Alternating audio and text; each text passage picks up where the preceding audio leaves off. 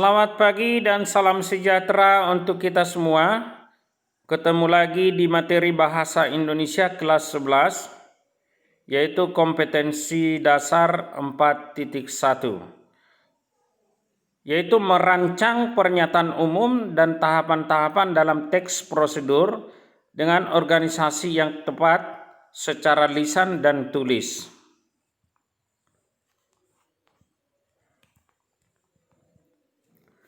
Bersama saya Nanti Manurung SPD, Guru SMA Negeri 1 Borbor. Adapun topik materi kita yaitu merancang pernyataan umum dan tahapan-tahapan teks prosedur. Seperti yang kita pelajari pada kompetensi dasar 3.1, bahwa di dalam teks prosedur ada pernyataan umum dan tahapan-tahapan. Bagaimana merencanakan pernyataan umum? Ada beberapa langkah-langkah yang harus kita perhatikan. Yang pertama, menentukan topik yang akan dibuat. Jadi pertama kita harus menentukan topik yang harus kita buat atau yang kita kembangkan. Ini gunanya untuk membatasi ruang lingkup suatu tulisan atau teks yang mau kita buat. Yang kedua, mengumpulkan sumber informasi. Jadi kita harus mengumpulkan sumber-sumber informasi atau bahan-bahan yang harus kita kembangkan dalam sebuah teks. Yang ketiga, menyusun teks prosedur secara utuh. Setelah kita mengumpulkan sumber informasi, kita mencoba menyusun teks prosedur secara utuh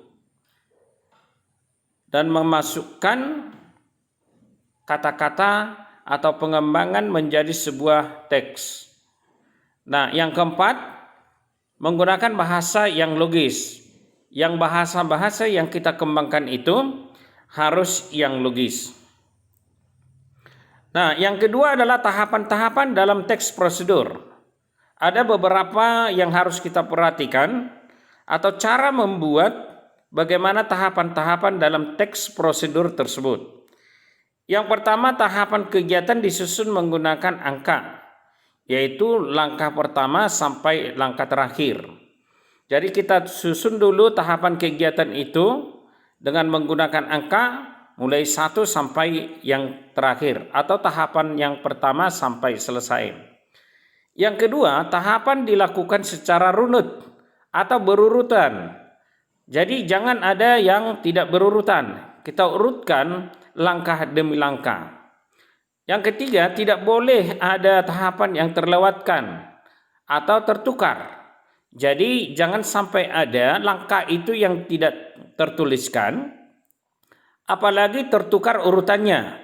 Misalkan dia yang pertama dalam langkahnya menjadi dibuat langkah yang ketiga. Jadi kita hindari tahapan-tahapan atau langkah-langkah yang tertukar urutannya.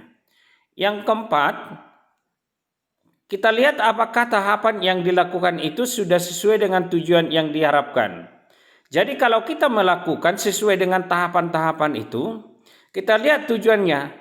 Sudahkah dia sudah mencapai tujuan apabila langkah-langkah atau tahapan-tahapan itu telah dilakukan. Nah, demikianlah penjelasan singkat saya tentang materi kompetensi dasar 4.1. Selamat belajar, sekian dan terima kasih, semoga bermanfaat.